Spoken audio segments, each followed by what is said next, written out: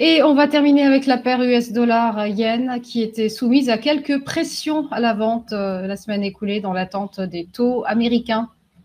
Oui, et alors sur cette paire, on a la Bank of Japan hein, qui veille bien à ce que l'USD JPY ne dépasse pas les 150, 152 en fait, au plus haut que l'on a déjà tapé par plusieurs fois.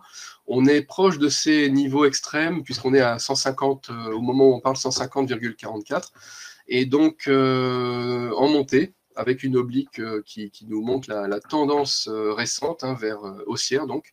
Et on devrait aussi là remonter, pourquoi pas, au grand maximum vers 152.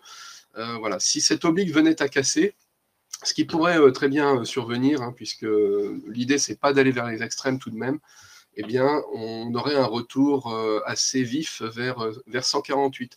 Donc là on est un peu à la croisée des chemins. Donc deux grandes hypothèses, hein, soit une poursuite de cette hausse vers 152, tranquille, un peu la manière de GBP USD, mais évidemment là on est sur une paire inversée, donc ça n'a rien à voir, mais c'est une façon tranquille en fait de continuer le mouvement.